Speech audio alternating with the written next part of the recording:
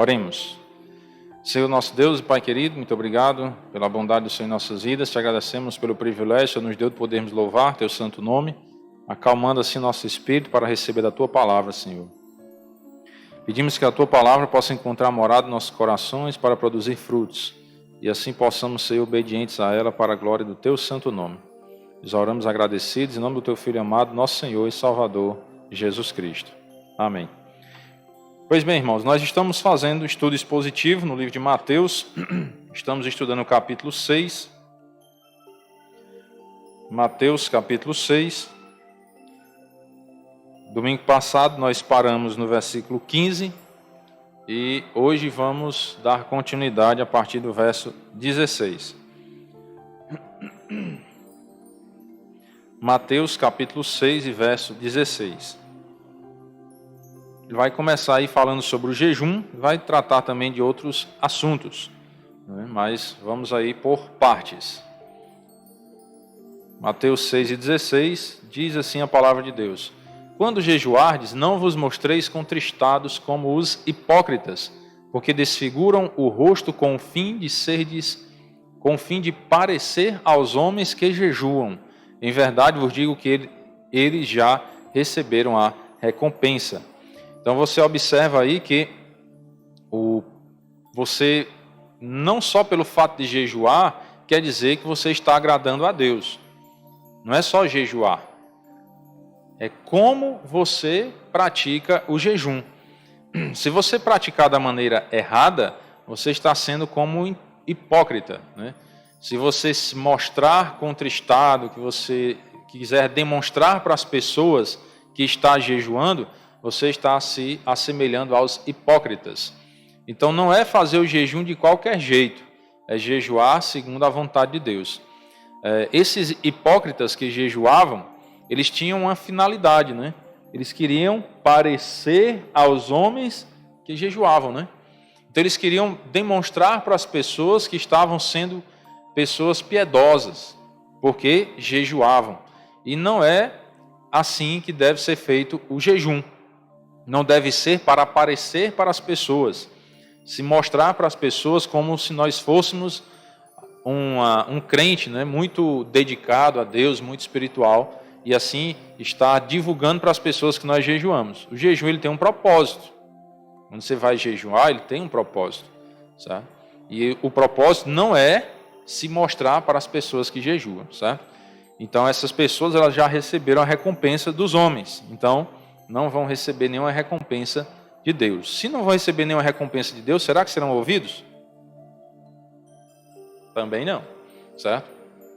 A sua oração, né, daquele jejum que eles estão fazendo, não vai ser atendido. Então como é que deve ser o jejum, né?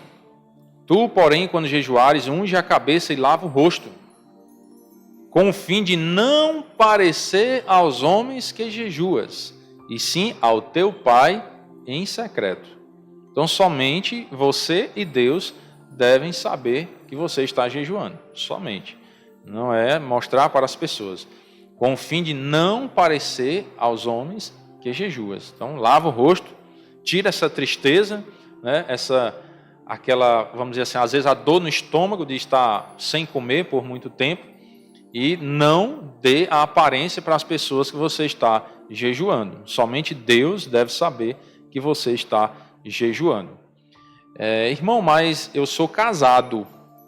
E como é que fica a situação da minha esposa? Ela vai fazer almoço para mim.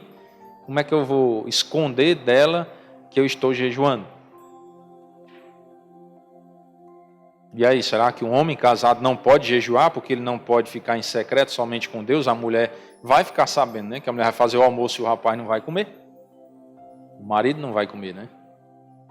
E aí? Qual a resposta para isso, né? Para esse enigma? Quando os dois se casam, eles são uma só carne. Então, não tem problema a esposa ficar sabendo que o marido está jejuando e vice-versa, né? O marido saber que a esposa jejua, porque eles são uma só carne. Então não tem nenhum problema, certo?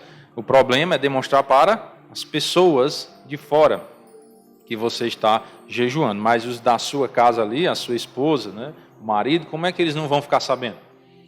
Vocês sentam à mesa para fazer as refeições, como é que eles não vão ficar sabendo? Se você vai dizer, não posso. Mas não pode por quê? Estou jejuando. Então não tem nenhum problema quanto a isso, certo?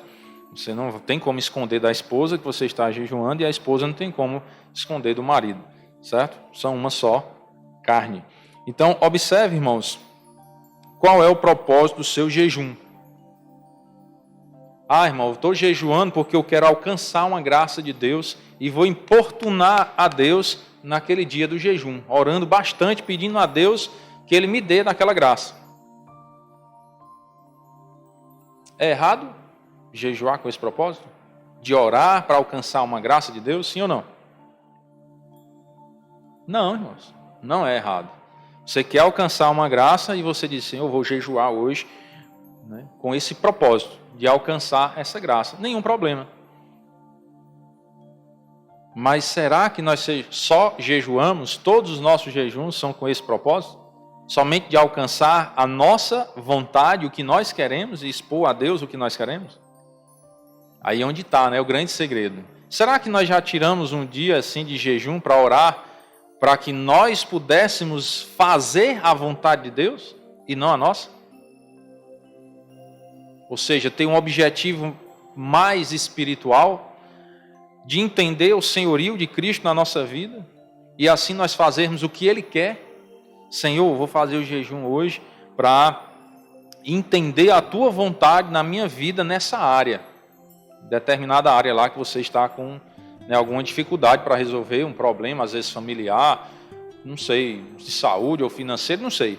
Mas você fazer um dia de jejum para tentar entender a vontade de Deus na sua vida. E você fazer a vontade de Deus, não a sua. Aí eu não estou julgando ninguém, certo? É só dando um toque aí, uma luz, para que nós possamos tentar desenvolver um ponto assim mais importante no jejum, né? Não somente colocar diante de Deus o que nós queremos, mas tentar entender a vontade de Deus para nossas vidas. E assim sermos obedientes a Ele, né? E orar, né? O jejuar, porque o dia do jejum é um dia de mais oração, né? Você dedica mais tempo para orar, para ler a Bíblia e se dedicar mais a Deus naquele dia. Pela vontade de Deus, você jejuar pela vontade de Deus na sua vida, né? E não somente pela sua própria vontade, né? Não só o que você quer, mas entender o que Deus quer para você. Versículo 19, agora vai falar sobre os tesouros no céu. Não acumuleis para vós outros tesouros sobre a terra, onde a traça e a ferrugem corrói e onde ladrões escavam e roubam. Eu lembro aqui, quando eu leio, né, daquele tempo antigo do Collor. Teve um presidente Collor que ele confiscou, não foi, o dinheiro do povo.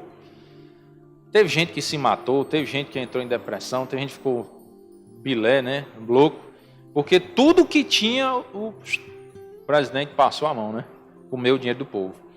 E aí quando eu leio esse versículo, não acumuleis para vós outro tesouro sobre a terra, onde a traça e o ferrugem corrói, e onde os ladrões escavam e roubam. Será, irmãos, que a nossa riqueza, os nossos tesouros estão somente aqui nessa terra? Você tem vivido nessa terra só para juntar coisas daqui que vão ficar aqui quando você partir? E aí é onde vem a reflexão nesses versículos, né? Os tesouros. Onde está o teu tesouro? Está aqui na terra ou está no céu? Aonde você tem trabalhado mais para juntar tesouros? É para juntar tesouros na terra ou a juntar tesouros no céu? E aí Deus está dando o conselho, não acumuleis tesouros sobre a terra. E repito, né, eu já até falei um pouco hoje de manhã sobre isso. Não quer dizer que os crentes não podem acumular bens materiais na terra. Não é isso que ele está dizendo. Mas onde está o teu coração? O teu coração está nos tesouros dessa terra ou está nos tesouros do céu? As pessoas às vezes confundem, né? Acham que todo crente tem que ser pobre de Jó, né? Como diz a história, miserável. E outros já pregam outro extremo, né? Que o crente tem que exigir a sua bênção e ser rico, né? Então, nenhum extremo e nenhum outro, irmãos. Certo? Nós temos que entender e fazer a diferença, né? Nós temos que trabalhar honestamente, ganhar o suor do nosso rosto, né? E enxergar as oportunidades que Deus nos dá, não é deixar passar, enxergar as oportunidades, abraçar as oportunidades que Deus nos dá e utilizar desses recursos que Deus nos dá para a glória de Deus. É assim que nós devemos viver, enxergando a questão dos tesouros, né, dos bens materiais. Não que não possa conquistar, mas onde é que o seu coração está focado, né? Então não fique focado, né, nos tesouros dessa terra, porque eles se vão, de alguma forma eles se vão. E ele diz, mas ajuntai para vós tesouros no céu, onde traça nem ferrugem corrói, e onde ladrões não escavam nem roubam. Irmãos, às vezes eu costumo falar que o nosso grande problema, sabe o que é? São os olhos. O nosso grande problema são os olhos, a nossa visão. Por quê? É mais fácil você se apegar a um bem material que você está vendo, né? Você está vendo, então você se apega ao seu celular. Você deixa seu celular com todo mundo? Deixa. Mas às vezes você esquece a Bíblia em algum lugar, né? Mas o celular, não, misericórdia, né? De jeito nenhum, né? Às vezes você esquece de orar, não é? Falar com Deus em algum momento, lá, ou à noite para dormir, ou de manhã para levantar. Mas você não esquece de olhar a mensagem do WhatsApp, né? As notícias do... Como é a tua vida? Eu esqueço lá, né? Twitter. Eu acho que eu vou escrever aqui, né? Você não esquece de olhar a novidade lá do Twitter, né? Do TikTok, ou seja lá qual rede social for. Você não esquece. Mas de orar, às vezes você esquece. De ler a Bíblia, você esquece. Por quê? Porque aqui é mais visual, né? Você está vendo o celular todos os dias. Você está vendo Deus? Você vê Deus? Vê? Você não vê. Então é mais fácil de esquecer dele, não é não? Então o nosso grande problema são os olhos. A gente costuma se apegar muito àquilo que nós vemos. Nós costumamos respeitar muito aquilo que nós estamos vendo. Por que nós faltamos com tanto respeito a Deus? Às vezes nós respeitamos mais as pessoas do que a Deus. Às vezes respeitamos até mais um incrédulo do que a Deus. Uma pessoa perversa do que a Deus. Por quê? Porque as pessoas nós estamos vendo e Deus nós não vemos. Aí é uma questão de fé. E por isso que nós temos errado tanto em nossas vidas, pecado tanto, que nós não estamos vendo Deus. Aí por esse motivo nós achamos que Ele também não está vendo o que nós estamos fazendo. Aí onde vem o maior erro, né? Não, eu estou por aqui, ninguém está vendo, mas Deus está. Você pode não ver Deus, mas Ele lhe vê a todo instante, porque Ele é onisciente. Ele está em todos os lugares ao mesmo tempo. Então você não pode se esconder de Deus. Você pode não ver Ele, você pode achar que não está sendo visto, mas Ele está vendo. Então tenhamos mais cuidado, né?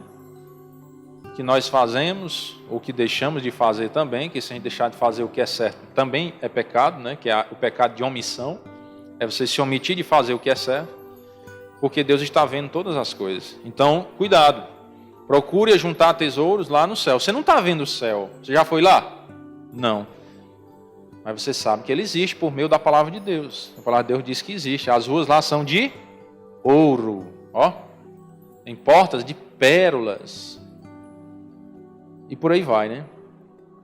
E lá, o seu tesouro que você vai juntar lá, o ladrão não vai roubar, não. O colo não vai confiscar o que você tem lá, né?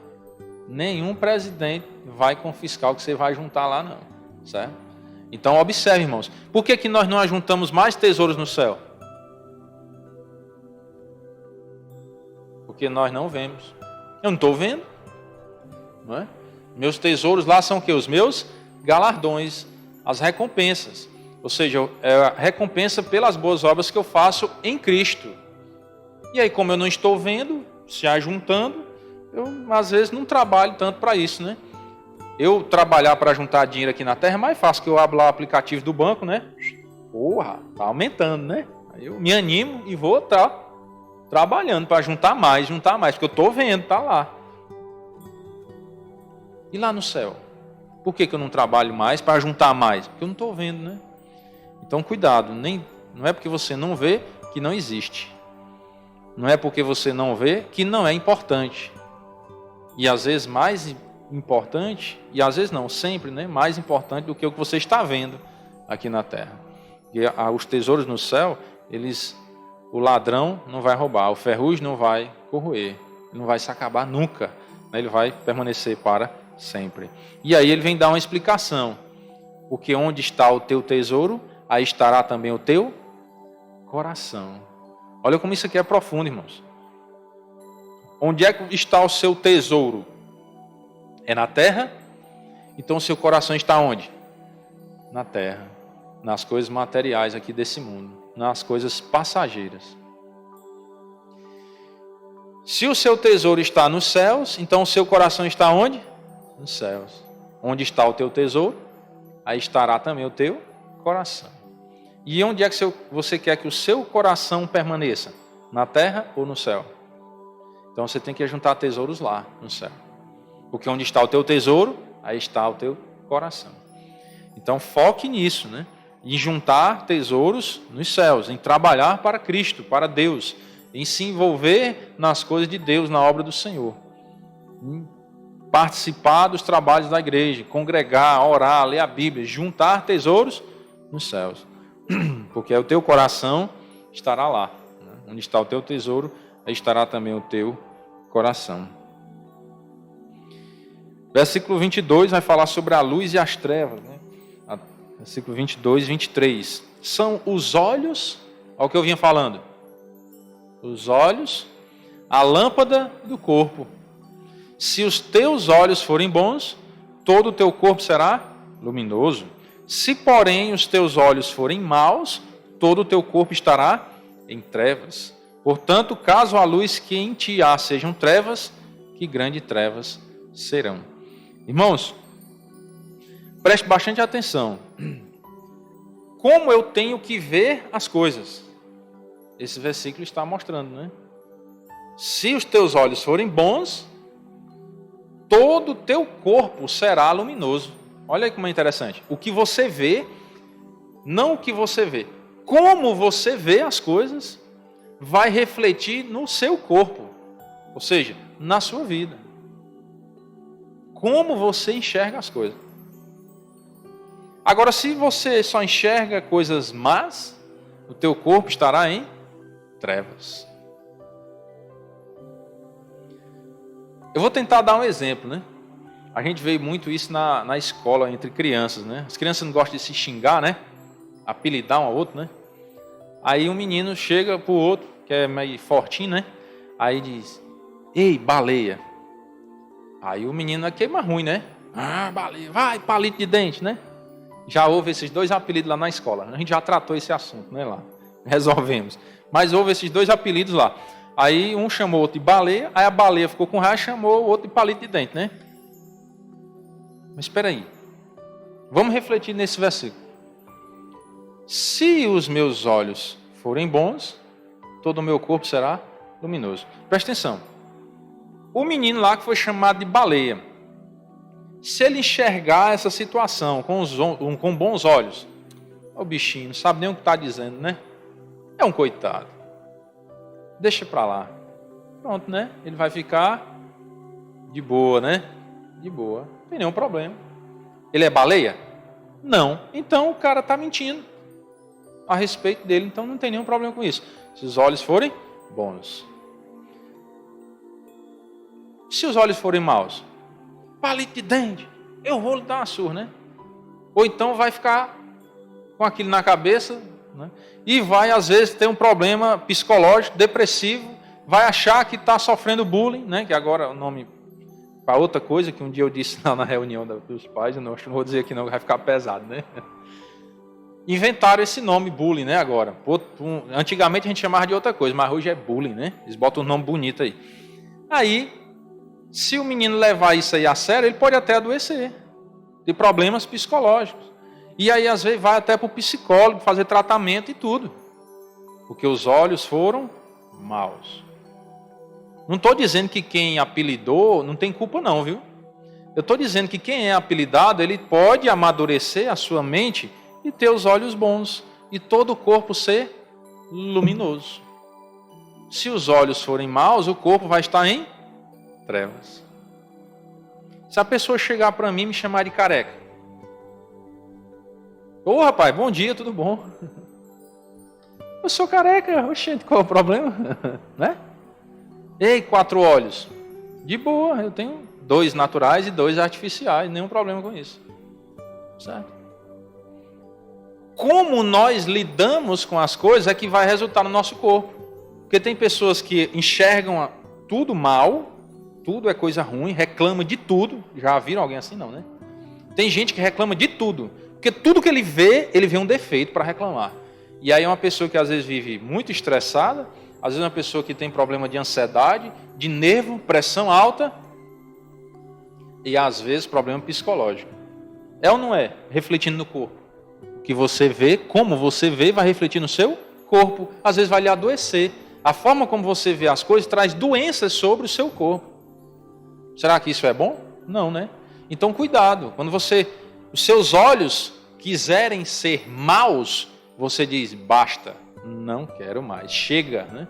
Eu quero que os meus olhos sejam bons, para que o meu corpo seja luminoso. Não venha adoecer por conta daquilo que eu vejo e a forma como eu interpreto as coisas. Então nós temos que tentar, irmãos, à luz das Escrituras, amadurecer a nossa mente, ter um psicológico forte, a ponto de enfrentar as coisas da vida. Ah, mas é porque está me afrontando, problema dele. Oxe, não é meu, né?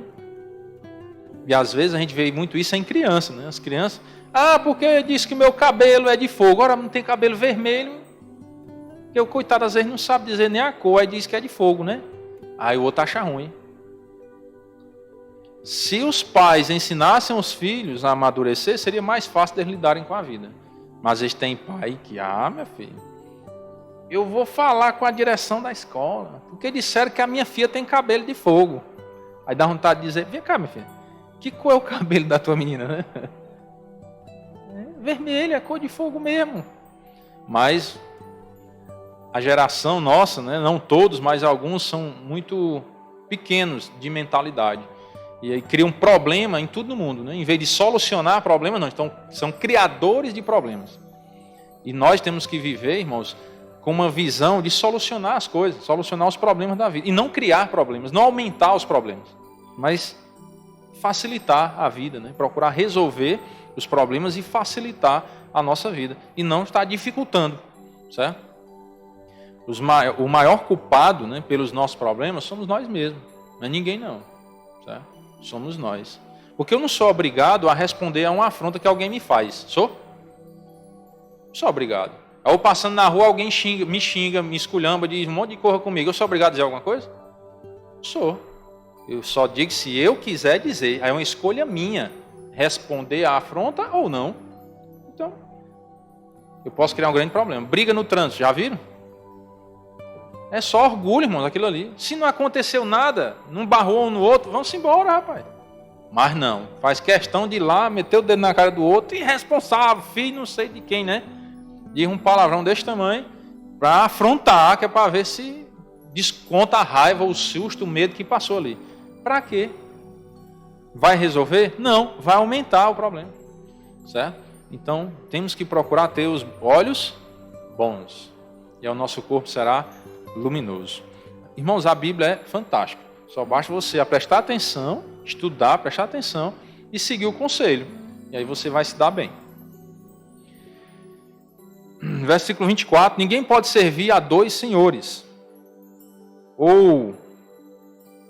Porque ou há de aborrecer-se de um e amar ao outro, ou se devotará a um e desprezará ao outro. Não podeis servir a Deus e às riquezas. Essas riquezas aí estão ligadas diretamente aos bens materiais e ao dinheiro, certo?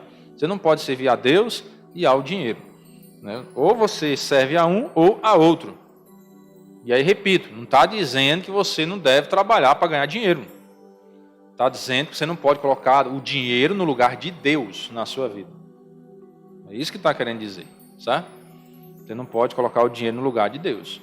Então você tem que se devotar a Deus. O dinheiro é resultado do seu trabalho e é algo que você precisa para o dia a dia, mas você não pode estar se submetendo ao dinheiro. As pessoas que se submetem ao dinheiro, colocam o dinheiro como Deus das suas vidas, fazem as desgraças que nós vemos hoje nos noticiários, irmãos. Matam por causa de dinheiro, prejudicam outras pessoas por causa de dinheiro, se corrompem por causa de dinheiro, e por aí vai, né? Não vou citar mais exemplos, mas tem muitas e muitas coisas que prejudicam as pessoas, porque alguém está tendo dinheiro como Deus da sua vida, ou seja, como a coisa mais importante da vida, mais do que um outro ser humano, mais do que uma vida, e por aí vai. Então, é isso que ele quer dizer, não podeis servir a Deus e às riquezas. Então, você ou serve a Deus ou serve o dinheiro. E você tem que decidir, né? Tem que decidir. Não, vou servir a Deus. E o dinheiro? Vou trabalhar para ganhar, porque eu preciso, né, para sustentar a família e tal, mas não é a coisa mais importante da minha vida. É isso que você tem que mentalizar, né? Não é deixar o Deus em último plano sempre e o dinheiro sempre na frente. Não é assim que Deus quer, né? Deus quer que você busque Ele em primeiro lugar. É porque Deus é carente de amor, é? É não, irmãos. É porque Ele é amoroso demais e quer que você desfrute do amor dEle. Deus não precisa de nós não, irmãos. Às vezes a pessoa pensa, mas Deus exige muito, então Ele é muito carente. Não, pelo contrário. Ele vive muito bem sem nós e obrigado, né? Nós é que precisamos dEle. É por isso que Ele fala isso. Ou sirva a mim ou ao dinheiro. Se decida. Quando Ele diz, né? Eu te propus a vida e a morte, a bênção e a maldição. Escolhe, pois, a vida, para que vivas. Então Ele quer te abençoar. Por isso que Ele te aconselha. Sirva a Ele, sirva a Deus. Porque vai ser melhor para você. Não é para Ele não, porque Ele já é Deus. Sem nós Ele é Deus do mesmo jeito. Nós, sem Ele, é que nós estamos fritos, né? Perdidos. Nós é que precisamos desfrutar do amor de Deus e da comunhão com Ele. Por isso vos digo, não andeis ansiosos pela vossa vida, quanto ao que haveis de comer ou beber, nem pelo vosso corpo, quanto ao que haveis de vestir. Não é a vida mais do que o alimento e o corpo mais do que as vestes? Então eu não vou trabalhar, né? Não preciso andar ansioso com o que comer, ou beber, ou vestir, né? É isso que está dizendo aí? Não.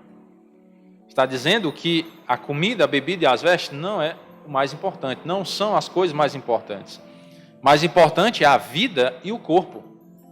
É você cuidar da sua vida espiritual, em primeiro lugar, né? É você crer no Senhor Jesus Cristo e ter a sua morada no céu garantida. E cuidar do seu corpo, porque é o templo do Espírito Santo. Então você tem que cuidar dele para que você esteja disposto para servir a Deus. Se você não tiver saúde, você não consegue servir a Deus. Consegue? Não. Por isso você tem que cuidar do seu corpo. Às vezes tem pessoas que diz cruz credo um crente ir para uma academia, né? Peraí, quer dizer que o crente não pode se cuidar? Antigamente não precisava de academia, porque nós trabalhávamos aonde? No campo, não era? Na roça. Então já era a nossa academia todo dia. Mas hoje não é mais assim, tem outra realidade. Né? As pessoas levam uma vida mais sedentária, trabalham sentado, trabalham em pé, sem se mexer, né? Sem se movimentar. Então precisam de atividade física para manter um corpo saudável.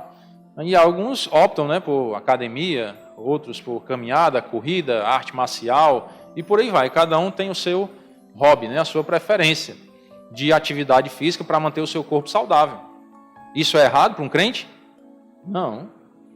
Se você não cuidar do seu corpo, irmão, você vai estar sendo negligente com o templo do Espírito Santo que Deus te deu. Certo? Então você tem que cuidar, se alimentar bem, de maneira saudável, praticar uma atividade física, para que o seu corpo esteja são, saudável, para que você tenha disposição para quê? Para eu mostrar o meu físico, né? Não, para servir a Deus. A sua motivação é que faz toda a diferença. Por que eu vou cuidar da minha saúde? Para eu servir a Deus melhor. Porque se eu adoecer, eu não posso nem ir para a igreja, estou doente. Então cuide da sua saúde com esse propósito. Eu tenho que ter disposição para servir ao Senhor.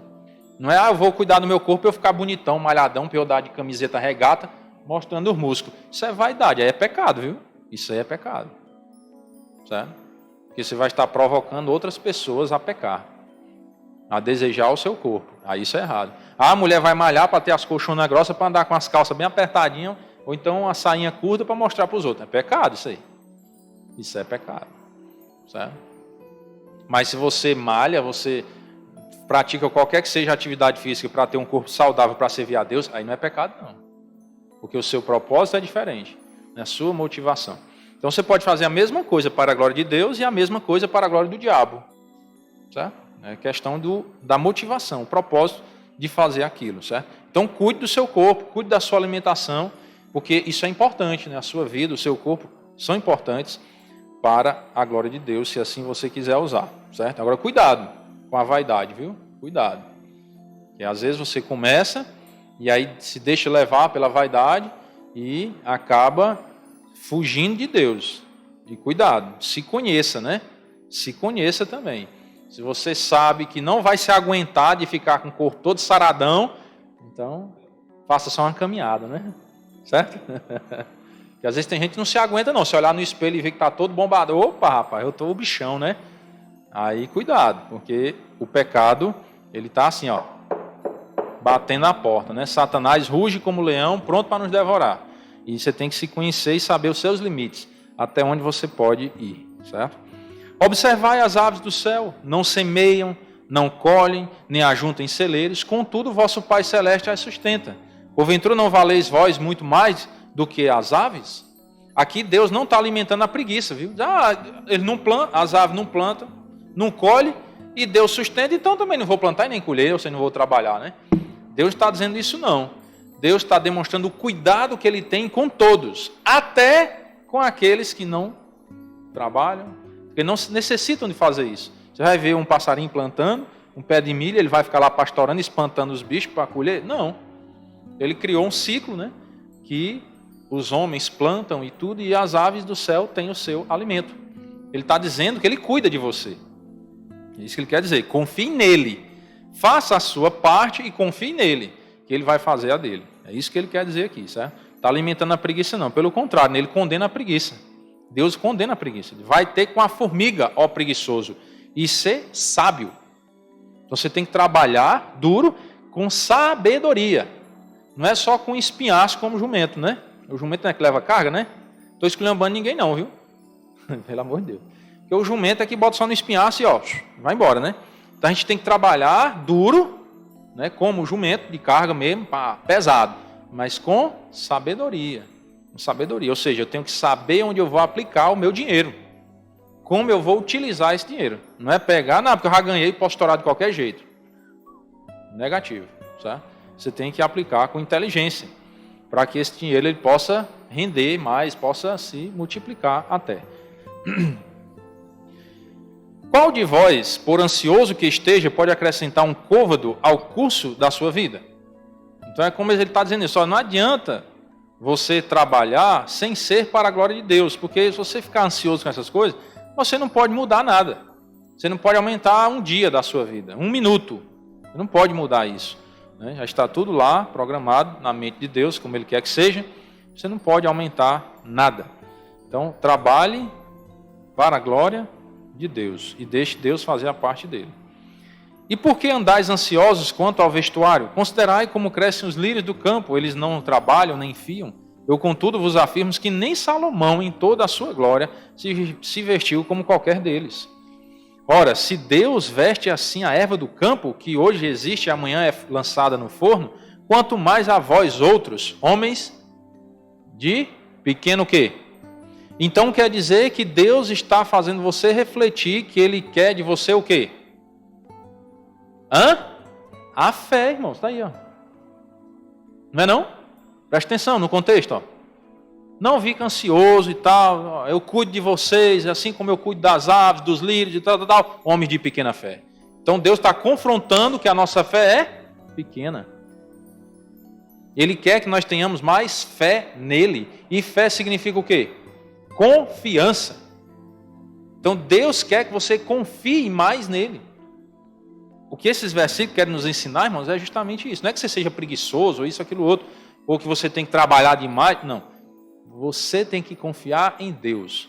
Você fazer a sua parte, o que tem que ser feito, pedir sabedoria a Deus para enxergar as oportunidades, o que Ele coloca diante de você, e você descansar no Senhor, porque você tem fé. Você confia em Deus que Ele vai cuidar de você. Você está fazendo a sua parte e Deus vai fazer a dele. É isso que você tem que confiar. E ser grato. Não viver reclamando, ah, Senhor, há tanto tempo que eu te sirvo, o Senhor só tem me dado isso. Será que Deus se agrada disso? Não. Os judeus, né, quando saíram lá da escravidão do Egito, murmuraram e sofreram, viu? Até com serpente eles foram açoitados, né? Até com serpentes. Então, cuidado com a murmuração. Seja grato, né? A Bíblia diz, em tudo dai graças. Tudo dai graças. Agora você tem que ter a consciência limpa, né? Senhor, eu estou fazendo a minha parte e estou confiando em Ti. O resultado está nas Tuas mãos. Pronto, e descanse no Senhor e faça a sua parte.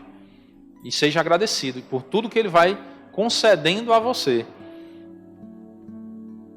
E no tempo certo Ele vai lhe concedendo o que lhe é devido, conforme a sua necessidade. Deus não vai dar tudo que nós queremos, irmãos. Se Deus desse tudo que eu quisesse, eu vinha para cá numa carreta. Papai. É o meu sonho, comprar uma carreta só como carro de passeio. Desde menino, né? Já estou ficando meio velho e até hoje nunca recebi não, né? Porque nem todos os nossos sonhos, irmãos, Deus tem a obrigação de realizar. E nós temos, eu vou murmurar, como é que pode, Senhor? Eu já estou ficando velho, perdendo os cabelos, o Senhor não me dá a minha carretinha que eu tanto sonhava. Não posso, irmãos. Eu tenho que agradecer. Né? Agradecer. E não ficar debatendo com Deus, brigando com Ele, reclamando, porque Ele não me deu o que eu quero. Será que o que você quer é o melhor para você? Nem sempre é. Então a gente tem que refletir. Nós temos a fé ainda pequena. Precisamos aumentar a nossa fé, né? Confiar mais em Deus, fazer a nossa parte. Coloque isso na sua mente nessa noite. Faça a sua parte e agradeça a Deus por tudo que Ele fizer por você. Porque tenha consciência que Ele vai fazer o melhor. Confie. Fé significa confiança. Confie em Deus e Ele vai fazer o melhor por você. Portanto, não vos inquieteis dizendo o que comeremos, o que beberemos ou com o que nos vestiremos. Ou seja, trabalhe e Deus vai suprir a sua necessidade. Certo? Porque os gentios é quem procuram todas estas coisas. Pois vosso Pai Celeste sabe que necessitais de todas elas. Então Deus sabe da sua necessidade. Ele vai suprir. Faça a sua parte, confie nele e Ele vai suprir a sua necessidade. Eu tenho certeza que Ele vai lhe dar mais um pouquinho ainda do que a sua necessidade. Pode ter certeza disso. Buscai, pois, em primeiro lugar o seu reino e a sua justiça. E todas estas coisas, né, que os gentios procuram, vos serão acrescentadas. Ele vai te acrescentar se você for fiel a Ele. Portanto, não vos inquieteis com o dia de amanhã, pois o amanhã trará os seus cuidados. Basta ao dia o seu próprio mal. Então, irmãos, a ansiedade, ela adoece a pessoa e até mata, viu? Tem pessoas que têm morrido por causa da ansiedade, são tão ansiosas porque querem tanto algo, se inquietam tanto querendo conquistar alguma coisa que às vezes adoecem, né? Adoece de pressão, do nervo, e aí às vezes tem que ir para o psicólogo, alguns não tem mais nem tratamento e morrem, porque não aprenderam a confiar em Deus. Então cuidado com isso, né? Então faça a sua parte, confie em Deus, que Ele vai fazer a dele. Não esqueça disso. Você não aprendeu nada nessa noite, nada. Lembre disso. Eu tenho que fazer a minha parte e confiar, e Deus vai fazer a dele. Pode dormir sossegado. Se você fizer a sua parte e confiar em Deus, a parte dele, não queira fazer a parte de Deus, não. Faça a sua. E confie, e Deus vai fazer a dele. Pode ter certeza. Durma tranquilo. Amarra o burro na sombra, né? Como a gente falava no popularzão antigo, né? Amarra o burro na sombra, pode ficar sossegado. Deus, no tempo dele, vai fazer a parte dele. Amém?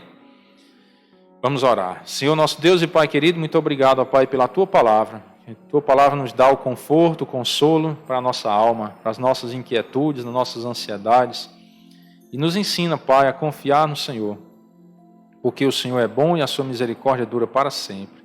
E assim, ó Pai, possamos aquietar o nosso coração, cada dia, confiar em Ti, ter bons olhos, Pai, para que o nosso corpo seja luminoso e assim possamos glorificar o Teu santo nome. Pedimos as bênçãos do Senhor, ó Pai, sobre a noite, a proteção, o cuidado do Senhor em nossas vidas. Pedimos, ó Pai, a proteção do Senhor sobre a semana, a vitória sobre o mal e sobre o pecado para a Tua glória. Nós oramos agradecidos em nome do Teu Filho amado, nosso Senhor e Salvador, Jesus Cristo. Amém. Bem, irmãos, hoje